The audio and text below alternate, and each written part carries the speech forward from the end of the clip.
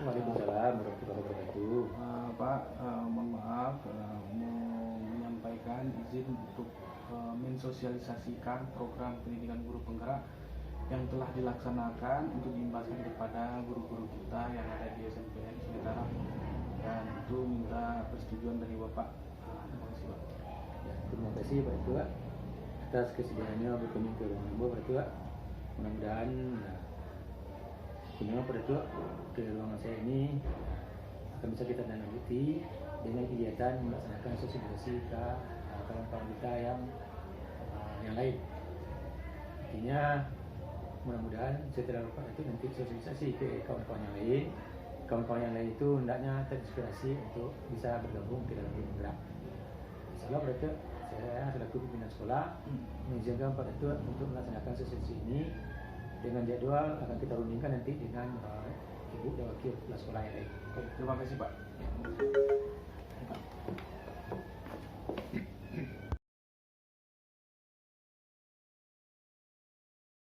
Sampaikan pada hari Senin bahwasanya akan dilakukan sosialisasi penyimbasan dari program guru penggerak.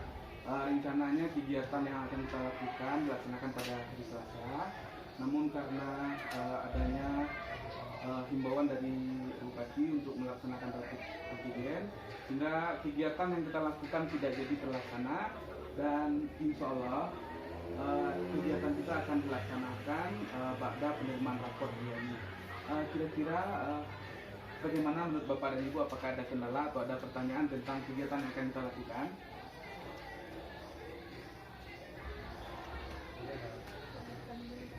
Oke, baik, kira-kira semua bisa untuk melaksanakan kegiatan yang akan kita lakukan? Bisa. Oke, baik, terima kasih. Oke, silakan Ibu. Ya. Pak Datuk, Ya, Bu. alhamdulillah wa syukurillah, Iya, Bu. kita sudah mengarah kepada sekolah penggerak. Iya, Sebelum sekolahnya penggerak, tentu gurunya dulu sebagai guru penggerak. betul, Bu. Nah, ternyata hari ini akan ada sosialisasi Iya. sehingga bisa mengarahkan kita semuanya nanti untuk mengikuti langkah-langkah bagaimana menjadi seorang guru penggerak, Iya, Bu. baik di sekolah. Heeh. Dan kita harap ketika kita menjadi guru penggerak di sekolah, Heeh. agar dapat hendaknya menjadi guru penggerak di tingkat kabupaten, Iya. bahkan di provinsi dan tingkat nasional. Iya, Bu. Jadi itu harapan saya. Saya mengucapkan terima kasih banyak atas adanya sosialisasi ini. Heeh. Sekian dan terima kasih. Baik, alhamdulillahirobbilalamin. Terima kasih banyak Ibu atas perhatian dan harapan yang Ibu sampaikan, bahwa sesungguhnya kita sebagai guru tentunya tidak hanya menggerakkan lingkungan kita, tapi bagaimana kita juga menggerakkan provinsi, kabupaten, bahkan Indonesia hendaknya. Dan kegiatan program PWA ini adalah bertujuan bagaimana menggerakkan perubahan-perubahan demi anak didik kita, supaya anak-anak didik kita anak-anak yang memang dibutuhkan oleh zamannya dan mampu bersaing dengan bangsa-bangsa lainnya. Tentu harapan kita sama Ibu, bagaimana ini tidak hanya di sini, tapi bagaimana kita juga menggerakkan seluruh elemen komunitas dan juga tidak hanya kabupaten tapi juga provinsi. Amin ya rabbal alamin. Oke. Mungkin ada pertanyaan lagi Bu? Oke, baik, terima kasih banyak atas perhatiannya. Assalamualaikum warahmatullahi wabarakatuh. Waalaikumsalam warahmatullahi wabarakatuh. Bismillahirrahmanirrahim. Assalamualaikum warahmatullahi wabarakatuh. Waalaikumsalam warahmatullahi wabarakatuh. Bapak dan Ibu, pengurus komite serta kepala sekolah ataupun wakil kepala sekolah yang hadir pada hari ini, insya Allah saya sebagai calon guru penggerak angkatan 4 Kabupaten Tanah akan melaksanakan kegiatan penyimbasan dari program pendidikan penggerak yang dilakukan lebih kurang 2 bulan atau 3 bulan, dan insya Allah akan dilakukan pada saat sekarang. Dan mudah-mudahan kegiatan ini dapat bermanfaat dan didukung oleh Bapak Ibu semua, dan diminta kehadiran dari Bapak Ibu semua.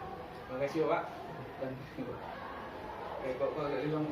Waalaikumsalam warahmatullahi wabarakatuh. Terima kasih kepada mensosialisasikan untuk program yang disampaikan kepada kami atas pemerhati ataupun komite di SMP 1 Negeri Sultan. Mudah-mudahan kegiatan yang disampaikan kepada kami yang disosialisasikan tadi ada manfaat dan mungkin dari sosialisasi tadi insyaallah akan menghadiri saja mungkin kepada Assalamualaikum Waalaikumsalam. Terima kasih banyak Bapak dan Ibu. Mohon maaf. Assalamualaikum warahmatullahi wabarakatuh. Bismillahirrahmanirrahim. Alhamdulillahirabbil alamin. Wal aqibatu lil muttaqin. Asyhadu an la ilaha illallah wa asyhadu anna Muhammadar Rasulullah sallallahu alaihi wasallam. La nabiyya ba'da. Yang kita hormati Bapak Pengawas Satuan Pendidikan Sekolah Binaan SMP Negeri Sungai Tarap, Pak Rasid, kemudian Bapak Ibu Wakil Kepala Sekolah, terusnya Bapak Datuk Andra Mirza, dan Bapak-Bapak, Ibu, pegawai perusahaan yang sudah hadir pada siang ini. Kembali kita bersyukur kepada Allah Subhanahu Wa Taala atas limpah rahmatnya kita sudah bersama, sehingga kita telah dapat kembali melanjutkan kegiatan kita setelah pelaksanaan PBN dengan kegiatan pertemuan di ruang lambang kita ini. Kemudian salawat dan salam untuk Nabi kita Muhammad sallallahu alaihi wasallam. Allahumma shalli ala Muhammad wa ala ali Muhammad.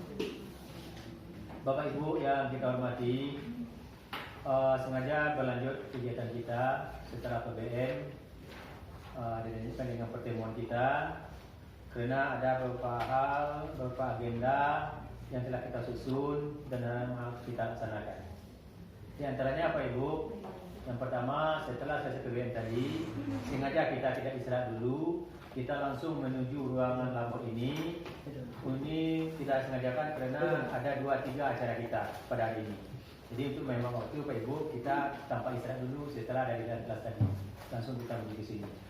Di mana kegiatan kita yang pertama adalah kegiatan mungkin yang telah pernah juga kita baca-baca sebelum ini, sewaktu kita briefing, itu kegiatan sosialisasi ataupun penimbasan daripada program guru penggerak, di mana di sekolah kita ini ikut satu orang calon guru penggerak, yaitu Pak Datuk. Jadi sesuai dengan jalurnya, dia bertugas pula untuk menyampaikan, mensosialisasikan dan mengimbaskannya kepada kita.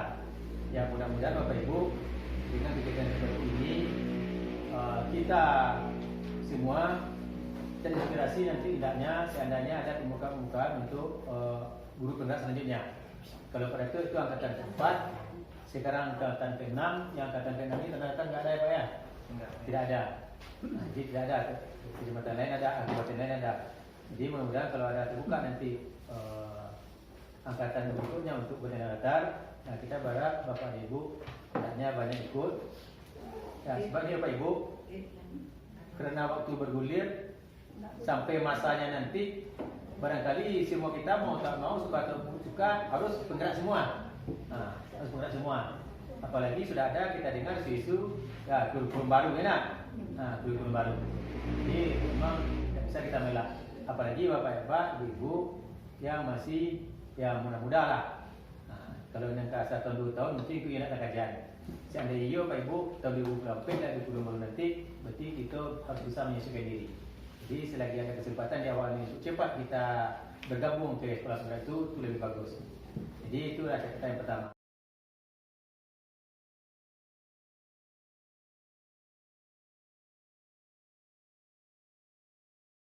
Kita pada hari ini untuk memang waktu langsung saja kita berikan kesempatan kepada Pak Datuk untuk menyampaikan materinya di hadapan kita bersama. Untuk itu kepada Pak Datuk kita beri kesempatan sebenarnya. Terima kasih Pak. Bismillahirrahmanirrahim. Assalamualaikum warahmatullahi wabarakatuh. Alhamdulillahirabbil alamin wassalatu wassalamu ala asyrofil anbiya'i wal mursalin wa ala alihi wasallam. Kembali kita bersyukur kepada Allah Subhanahu wa taala. Alhamdulillah yang awalnya agak sedikit gangguan pada kesempatan ini kembali lancar dan mudah-mudahan lancar sampai akhir banyak. Amin. Salawat dan salam utama-utamakan kepada Allah Subhanahu wa taala, semoga Allah sampaikan kepada Nabi Muhammad sallallahu alaihi wasallam, Allahumma shalli ala Muhammad wa ala ali Muhammad. Yang pertama sekali Bapak Pengawas, Bapak Rasid yang sama-sama kita hormati. Bapak Rasid pada hari Selasa diberitahu tentang kegiatan ini, alhamdulillah datang. Namun karena ada swab antigen, akhirnya kegiatan tertunda. Dan alhamdulillah pada hari ini berkesempatan juga hadir untuk melaksanakan sosialisasi dan menyaksikan sosialisasi program pendidikan guru penggerak di hadapan kita bersama. Selanjutnya saya hormati Bapak Kepala Sekolah, Bapak Antoni Putra, yang telah ikut mendukung dalam pelaksanaan program guru penggerak dan bahkan memotivasi para guru untuk menjadi bagian dari penggerak, kalau dapat semuanya menjadi bagian penggerak, karena memang Bapak mengatakan bahwa kedepannya semua akan menjadi penggerak. Dan Bapak Ibu Wakil Kepala Sekolah, Bapak Ibu yang telah hadir, alhamdulillah pada hari ini akhirnya kegiatan ini dapat kita laksanakan. Tadi saya berbicara tentang program pendidikan guru penggerak. Program pendidikan guru penggerak ini merupakan bagian dari kegiatan Merdeka Belajar yang sama-sama telah kita dengar. Di mana Merdeka Belajar ini filosofinya atau apa yang menjadi pandangan Merdeka Belajar ini adalah bagaimana peserta didik merdeka dalam memilih jalan hidupnya dengan bekal akal, hati, jasad sebagai anugerah Tuhan yang Maha Kuasa. Sebetulnya Merdeka Belajar tidak hanya untuk peserta didik, tapi juga untuk para guru-guru, para pendidik. Nanti kita akan lihat seperti apa Merdeka Belajar bagi para guru-guru. Merdeka Belajar dimaknai kemerdekaan belajar, memberikan kesempatan bagi peserta didik untuk belajar senyaman mungkin dalam suasana yang bahagia tanpa adanya rasa tertekan. Nah, jadi Merdeka Belajar itu adalah suasana bagaimana peserta didik bahagia dalam belajar tanpa adanya rasa tertekan. Rangkaian kebijakan Merdeka Belajar yang sudah kita ketahui diantaranya ujian sekolah berstandar nasional diganti dengan asesmen, diselenggarakan oleh satuan pendidikan. Hal ini berimplikasi pada guru satuan pendidikan merdeka dalam menilai belajar peserta didik. Ini bentuk guru-guru merdeka dalam menilai penilaian kepada peserta didik. Biasanya kita ditentukan oleh UN, diseragamkan, padahal peserta didik kita berbeda-beda, kodrat alamnya berbeda, kodrat zamannya berbeda, sementara disamaratakan. Jadi guru merdeka dalam menilai. Ujian nasional tahun 2021 diubah menjadi asesmen kompetensi minimum, survei karakter, dan meniscayakan penyesuaian tata kelola penilaian pembelajaran di level satuan pendidikan maupun pada level nasional. Yang ketiga, penyederhanaan rencana pembelajaran RPP berimplikasi pada kebebasan guru untuk memilih, membuat, dan menggunakan RPP secara efisien dan efektif, sehingga guru memiliki banyak waktu untuk mengelola pembelajaran. Nah, artinya selama ini mungkin kita disibukkan dengan administrasi, sehingga kadang tugas utama menjadi terbengkalai atau justru tidak efektif karena banyaknya administrasi, sehingga sekarang merdekanya guru-guru disederhanakan dalam administrasi, sehingga guru lebih fokus kepada pembelajaran. Yang ketiga adalah penerimaan peserta didik yang lebih fleksibel untuk mengakomodasi ketimpangan akses kualitas di berbagai daerah. Artinya sekolah-sekolah itu diusahakan sama, tidak ada beda sekolahnya, sehingga sekolah-sekolah itu siswa disekolahkan berdasarkan jarak tempat tinggalnya. Nah, ini penerimaan PPDB, zonasi. Masih banyak lagi sebetulnya tentang Merdeka Belajar ini, dan diantaranya satu lagi adalah pendidikan guru penggerak. Ini merupakan bagian dari kebijakan Merdeka Belajar melalui pendidikan guru. Berbicara dengan Merdeka Belajar ya, atau pendidikan guru penggerak, maka program dari pendidikan guru penggerak ini adalah filosofi pemikiran Ki Hajar Dewantara. Sebenarnya Ki Hajar Dewantara ini sudah lama, bahkan logo pendidikan kita Tuburi Handayani berasal dari pemikiran Ki Hajar Dewantara. Ingarsa Suntulodo Inmadia Mengkarsa itu berasal dari pemikiran Ki Hajar Dewantara. Namun kenapa ini menjadi perhatian kembali? Karena mungkin saat ini kegiatan-kegiatan yang kita lakukan atau program pendidikan belum artinya sepenuhnya berpusat pada peserta didik, sementara yang diinginkan atau berdasarkan filosofi pemikiran Ki Hajar Dewantara itu adalah ketika kita berfokus pada peserta didik kita. Di antaranya Tuburi Handayani berarti mengikuti dari belakang dan mempengaruhi. Pendidik jangan berusaha menarik peserta didik dari depan. Anak-anak yang masih belajar sebaiknya dibiarkan mencari jalannya sendiri. Jika anak didik salah, barulah pendidiknya boleh mengarahkan. Itu diantaranya maksud dari Tuburi Handayani. Semua yang Tuburi Handayani terdapat pada logo pendidikan Indonesia berasal dari pemikiran Ki Hajar Dewantara. Semua yang Tuluhuri Handayani mengandung pesan agar setiap pendidik tidak memaksakan kehendak kepada peserta didik. Artinya kehendak kita tidak dipaksakan. Artinya kita mendidik bukanlah dengan paksaan, tapi dengan bagaimana anak-anak didik itu mau dan senang dengan pendidikan yang kita lakukan. Ingarsa Suntulodo Inmandia Menggarsa di depan memberi contoh, di tengah membangun semangat, dan di belakang memberi dorongan. Ini berlaku untuk semua pamong dan guru. Nah, ini sebetulnya kita pelajari bahkan di waktu kuliah, ini pengantar pendidikan. Ki Hajar Dewantara salah satu pemikirannya juga mendidik itu ibarat petani. Seorang petani yang menanam padi hanya dapat menuntun tumbuhnya padi. Nah, petani ibarat seorang petani, guru itu hanya dapat menuntun tumbuhnya peserta didik. Ia dapat memperbaiki kondisi tanah, memelihara tanaman padi, memberi pupuk dan air, membasmi ulat-ulat atau jamur-jamur yang mengganggu hidup tanaman padi dan lain sebagainya. Meskipun pertumbuhan tanaman padi dapat diperbaiki, tetapi ia tidak dapat mengganti kodrat iradatnya padi. Misalnya ia tidak dapat menjadikan padi yang ditanamnya itu tumbuh menjadi jagung. Selain itu juga ia tidak dapat memelihara tanaman padi tersebut seperti halnya dia memelihara tanaman kedelai atau tanaman jagung dan lain sebagainya. Memang benar ia dapat memperbaiki keadaan tanaman padi yang ditanam, bahkan ia dapat juga menghasilkan tanaman padi itu lebih besar daripada tanaman padi yang tidak dipelihara, tapi mengganti kodratnya padi itu tetap mustahil. Maksudnya di sini anak itu sudah ada kodratnya. Anak-anak itu yang berbakat itu lado. Tidak bisa lo masuk anakku juara matematika sebenarnya. Nah, soalnya ini terbatas di bidang matematika, mungkin yang santiang di olahraga, sehingga yang kita kenal itu adalah olahraganya bukan matematikanya. Karena itu tuh adalah bawaan yang sudah ada sejak kita lahir. Itu maksud dari pemikiran filosofi Ki Hajar Dewantara ini. Oke. Selanjutnya relevasi pemikiran Ki Hajar Dewantara dalam konteks pendidikan abad 21, sini abad 21, di mana pendidikan perlu disesuaikan dengan perkembangan ilmu pengetahuan dan teknologi dalam konteks mempersiapkan kehidupan masa kini dan masa yang akan datang yang begitu lekat dengan penggunaan teknologi. Maka pendekatan iptek di bidang pendidikan amat sangat diperlukan, namun harus diiringi dengan imtak, himpunan bertakwa, pengetahuan siswa mengenai iptek yang diiringi dengan imtak harus sesuai dikembangkan sehingga siswa dapat menghadapi era revolusi industri, globalisasi dan digitalisasi. Walaupun kita berteknologi, namun imtak perlu juga kita tingkatkan.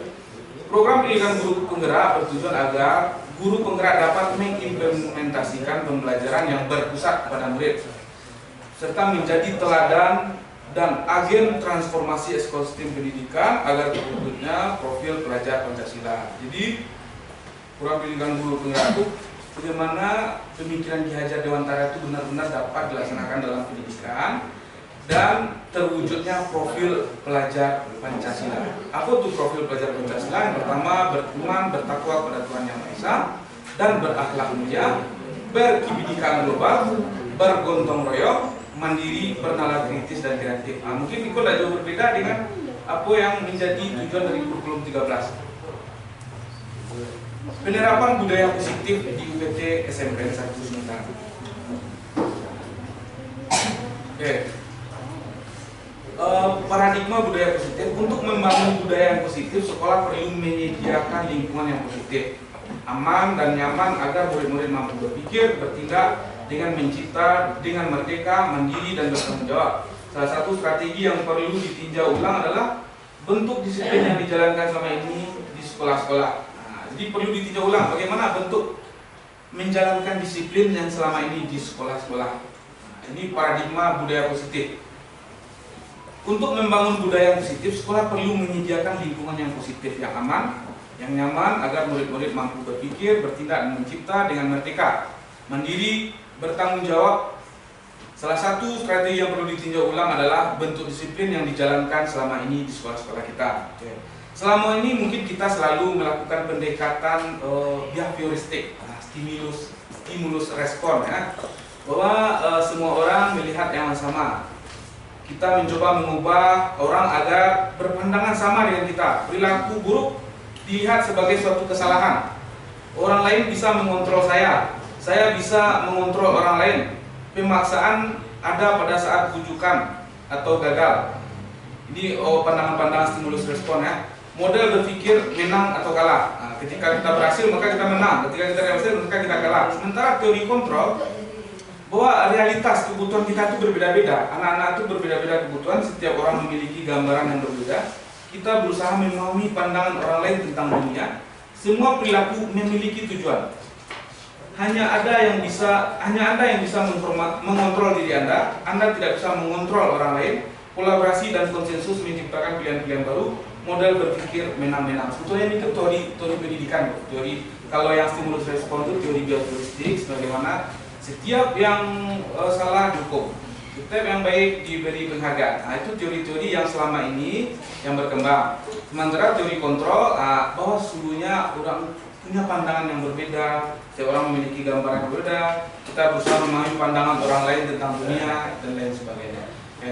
Jadi konsep disiplin, ya, kita mendengar kata disiplin yang terbayang di benak kita, yang terlintas di benak kita kadang-kadang adalah bagaimana kita menegakkan disiplin, bagaimana menghukum anak supaya dia jerah dengan tindakannya. Itu konsep disiplin yang mungkin kita pahami selama ini. Kebanyakan orang akan menghubungkan kata disiplin dengan kata tertib, ya, teratur dan kepatuhan pada peraturan. Kata disiplin dihubungkan dengan hukuman, padahal itu sungguh sangat berbeda.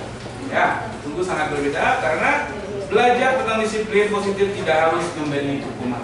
Jadi konsep pendidikan Ki Hajar Dewantara atau penggerak mengatakan bahwa disiplin itu tidak harus memberi hukuman. Ya, tidak harus memberi. Justru itu adalah salah satu alternatif terakhir dan kalau perlu tidak digunakan sama sekali. Itu pandangan dari pemikiran Ki Hajar Dewantara yang dilaksanakan oleh guru penggerak. Bapak Ki Hajar Dewantara menyatakan bahwa di mana ada kemerdekaan, disitulah harus ada disiplin yang kuat. Sesungguhnya disiplin itu bersifat self disiplin diri, yaitu kita sendiri yang mewajibkan kita dengan sekeras-kerasnya. Tapi itu sama saja. Sebab kalau kita tidak cakap melakukan self disiplin, wajiblah penguasa lain mendisiplinkan diri kita. Dan peraturan demikian itulah yang harus ada di dalam suasana merdeka.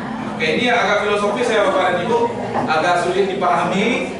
Mungkin ada apa, itu kan ada mudah-mudahan dengan diskusi kita saling mengisi mungkin, dan mungkin ada yang lebih memahami mungkin, nanti insya Allah, dan mungkin juga ada asesor kita yang lebih paham dengan ini, nanti kita sama-sama berdiskusi.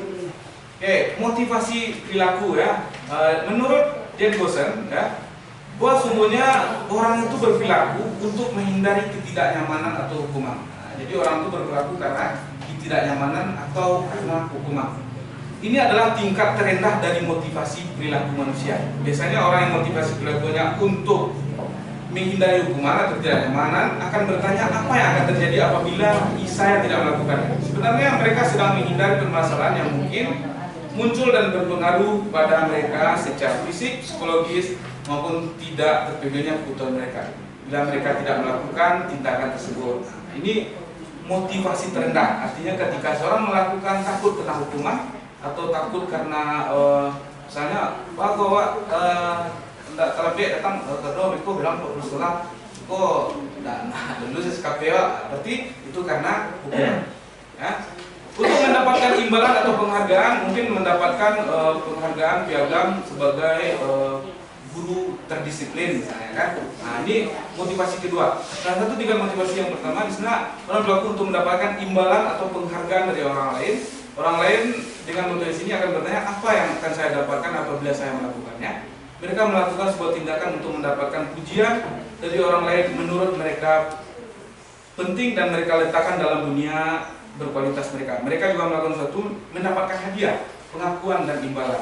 Sementara yang ketiga, untuk menjadi orang yang mereka inginkan dan menghargai diri sendiri dengan nilai-nilai yang mereka percaya. Nah, ini motivasi yang tertinggi, ya, menurut si Gossen tadi. Bahwa sungguhnya orang dengan motivasi ini akan bertanya, akan menjadi orang yang seperti apa bila saya melakukannya. Mereka melakukan sesuatu karena nilai-nilai yang mereka yakini dan hargai, dan mereka melakukannya karena mereka ingin menjadi orang yang melakukan nilai-nilai yang mereka yakini tersebut. Ini adalah motivasi yang membuat seorang memiliki disiplin positif karena perilakunya bersifat internal dan bukan eksternal. Misalnya dari contoh yang tadi, kenapa tidak terlambat datang pulang? Karena memang saya adalah seorang guru yang harus mendidik dan memberikan contoh kepada anak didik saya. Karena dengan ini saya digaji, maka saya harus disiplin. Nah ini mungkin bentuk dari yang ketiga ini. Oke. Nah, kalau ada yang jiwa, baru cara kira-kira untuk mendisiplinkannya dengan teori motivasi ini.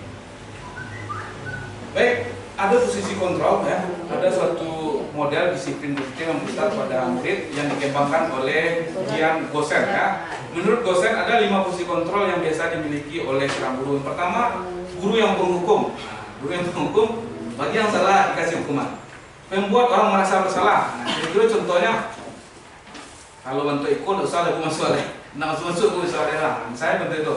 Kalau yang menjadi teman, dia seolah-olah bagaimana membujuk anak, jangan begitu nak, tolong nak, jangan disiplin lah nak. Nah, itu sebetulnya seperti teman. Kalau monitor pemantau, apa saja petang telah belok, inilah telah belok, lah 3 kali telah belok, kok itu dimantau. Kalau manajer artinya bagaimana anak-anak menyadari supaya didisiplin. Misalnya, kenapa bisa terlambat? Patut. Kalau bantu itu tapi enggak terjadi. Itu kira-kira bentuk dari seorang manajer. Ya. Penghukum ya, guru yang memiliki fungsi kontrol penghukum biasa menggunakan hukuman fisik maupun verbal. Guru yang menjalankan fungsi penghukum senantiasa mengatakan bahwa sekolah memerlukan sistem atau alat yang dapat lebih menekankan murid-murid lebih dalam lagi. Guru-guru yang menerapkan fungsi penghukum biasanya akan berkata, patuhi aturan saya atau awas kalau tidak baik tugas. Awal, kamu tidak datang tepat waktu misalnya. Kamu selalu saja salah. Guru seperti ini senantiasa percaya bahwa hanya ada satu cara agar pembelajaran bisa berhasil, yaitu dengan cara yang dipikirkannya. Oke, pembuat orang bersalah, guru adalah posisi ini biasanya guru yang akan bersuara lebih lembut, ya. Nah, pembuat orang merasa bersalah akan menggunakan keheningan yang membuat orang lain merasa tidak nyaman, merasa bersalah, atau merasa rendah diri. Kata-kata orang yang keluar dengan lembut seperti ya misalnya, ibu sangat kecewa sekali dengan kamu. Berapa kali bapak harus memberitahu kamu ya? Gimana coba kalau orang tua kamu tahu berbuat begini? Di sini murid akan memiliki penilaian diri yang buruk tentang diri mereka. Murid merasa tidak berharga dan telah mengecewakan orang-orang yang disayanginya.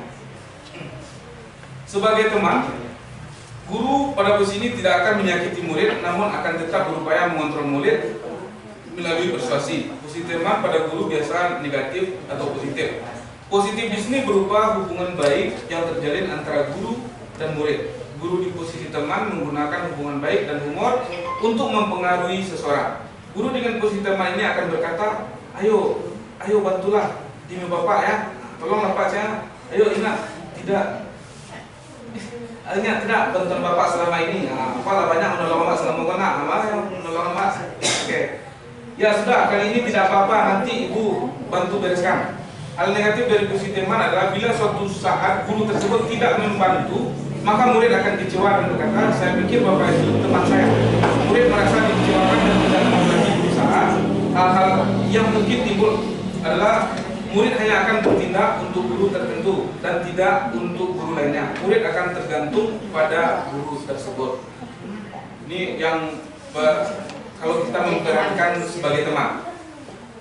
Kalau pemantau atau monitor, berarti mengawasi pada saat kita mengisi bertanggung jawab atas perilaku orang-orang yang kita awasi. Fungsi mentor berdasarkan pada peraturan-peraturan dan konsekuensi dengan menggunakan sanksi atau konsekuensi. Kita dapat memisahkan hubungan pribadi dengan murid sebagai seseorang yang menjalankan posisi pemantau. Pemantau akan lebih sering mengajukan pertanyaan-pertanyaan yang biasa diajukan seorang pemantau. Apa peraturannya? Apa yang telah kamu lakukan? Sanksi apa konsekuensinya?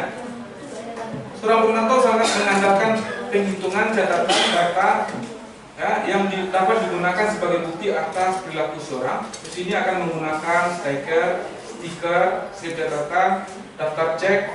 Posisi monitor sendiri berawal dari teori stimulus respon yang menunjukkan tanggung jawab guru dalam mengontrol murid. Manajer adalah polisi mentor di mana guru berbuat sesuatu bersama dengan murid, mempersilahkan murid mempertanggungjawabkan perilakunya, mendukung murid agar dapat menemukan solusi atas permasalahannya sendiri.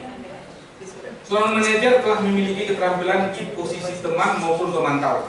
Jadi seorang manajer memiliki keterampilan itu. Dan dengan demikian bisa jadi di waktu-waktu tertentu kembali kepada posisi kedua tersebut dan bila diperlukan. Artinya Walaupun dia seorang manajer bisa jadi ini akan fleksibel.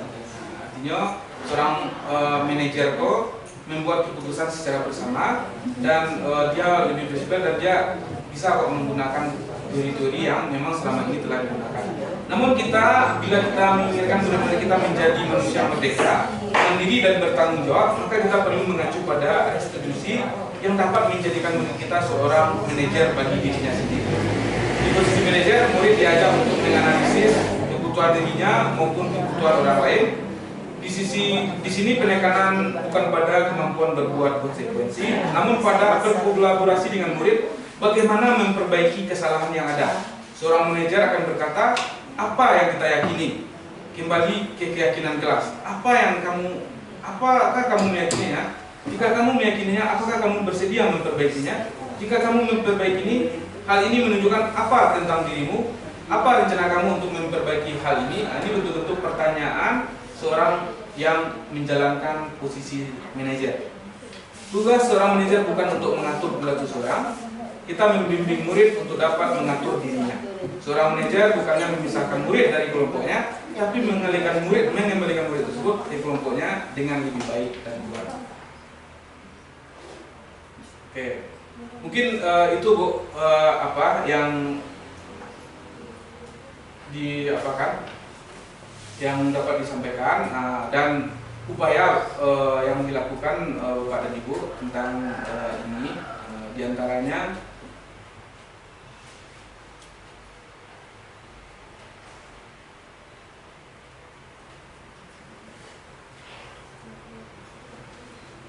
melalui layanan dasar Bu, layanan dasar BK tentang menerapkan nilai-nilai. Artinya untuk menerapkan budaya positif atau disiplin positif itu kita bagaimana supaya siswa itu melakukan disiplin bukan karena dia takut dihukum, bukan karena dia merasa bersalah karena tindakan kita, tapi bagaimana dia menyadari bahwa sesungguhnya yang dia lakukan itu adalah untuk kepentingan dirinya. Maka upaya yang dilakukan diantaranya membuat kesepakatan kelas. Kesepakatan kelas itu berbeda dengan peraturan kelas. Peraturan kelas biasanya ujung-ujungnya ke sanksi. Kalau nak melakukan ini bagaimana? Risikonya ini. Tapi kalau kesepakatan kelas, sesuatu yang kita sepakati, namun itu atas kesadarannya kenapa itu dilakukan. Dalam Kamus Bahasa Indonesia, kesepakatan adalah suatu hal yang disepakati, sedangkan kelas adalah ruang tempat belajar atau menempuh pendidikan di sekolah. Kesepakatan kelas bisa dilihat sebagai suatu hal yang disepakati bersama, baik guru dengan siswa maupun antar teman dalam lingkungan tempat belajar di sekolah. Karena menurut Ki Hajar Dewantara, sekolah adalah institusi pembentukan karakter. Sekolah merupakan institusi pembentukan karakter, maka yang namanya karakter itu perlu dibiasakan. Tidak akan muncul karakter tanpa adanya pembiasaan. Makna pendidikan dari Ki Hajar Dewantara adalah menuntun segala kodrat yang ada pada anak agar mereka menjadi manusia dan anggota masyarakat yang dapat mencapai keselamatan dan kebahagiaan setinggi-tingginya. Untuk mewujudkan hal tersebut, penting sekali penerapan budaya positif di sekolah dalam pembiasaan sehari-hari untuk penanaman budaya siswa sebagai pembentukan karakter. Salah satu langkah yang dapat dilakukan dalam membangun budaya positif yaitu membuat kesepakatan kelas bersama peserta didik. Kesepakatan kelas yang efektif dapat membantu dalam pembentukan budaya disiplin yang positif di kelas.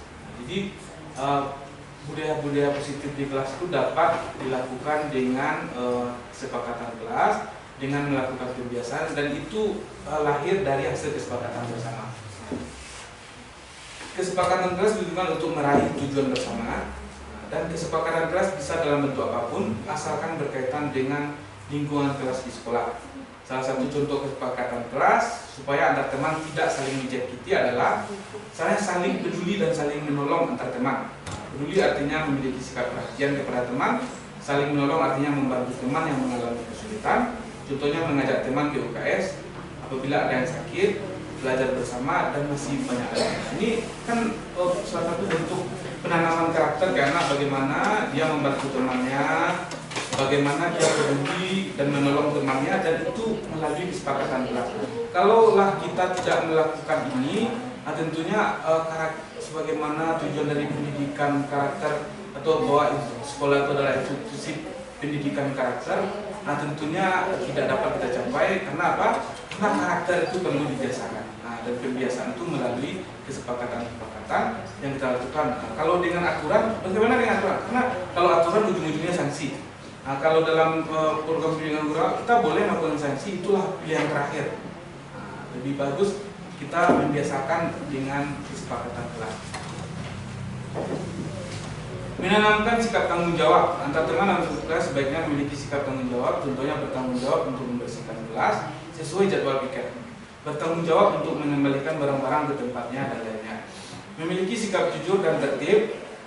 Sikap jujur dan tertib bisa menjadi salah satu kesepakatan kelas supaya antar teman tidak saling menyakiti.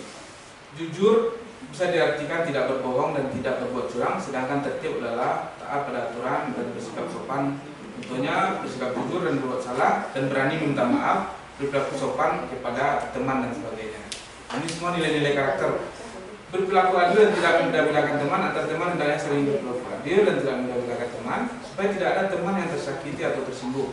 Contohnya, kita tidak boleh membeda-bedakan teman hanya karena berbeda agama, warna kulit dan lain sebagainya. Contoh kesepakatan kelas ya, sebagaimana yang disebutkan tadi, bersikap jujur, rajin belajar, bertanggung jawab, disiplin, menghargai, membuang sampah pada tempatnya, tidak terlambat. Mungkin kalau ada nama terlambat, tidak sering terlambat kesepakatannya kan. Kalau kesepakatannya tidak terlambat, mungkin payah karena di kebiasaannya terlambat kan. Kesepakatannya tidak sering terlambat. Jadi kesepakatan kelas. Semua sudah tertukar, tidak akan tukar. Ikhtiar kuasa manusia, rezeki kuasa Allah. Itu kata-kata karakter itu. Di anak-anak awak di samping aku dikasih lo kata-kata karakter atau kata-kata yang istilahnya penanaman nilai-nilai karakter, karena di dalam pendidikan kurikulum saat ini perlu pengintegrasian, contohnya profil pelajar Pancasila, beriman dan bertakwa kepada Tuhan Yang Maha Esa. Masukan sekitar salah satunya saya ikhtiar kuasa manusia, rezeki kuasa Allah di materi kita. Sebut terintegrasi apa yang kita pelajari tidak hanya pengetahuan tapi juga iman dan takwa. Baik, itu yang mungkin disampaikan Bapak Ibu. Assalamualaikum warahmatullahi wabarakatuh.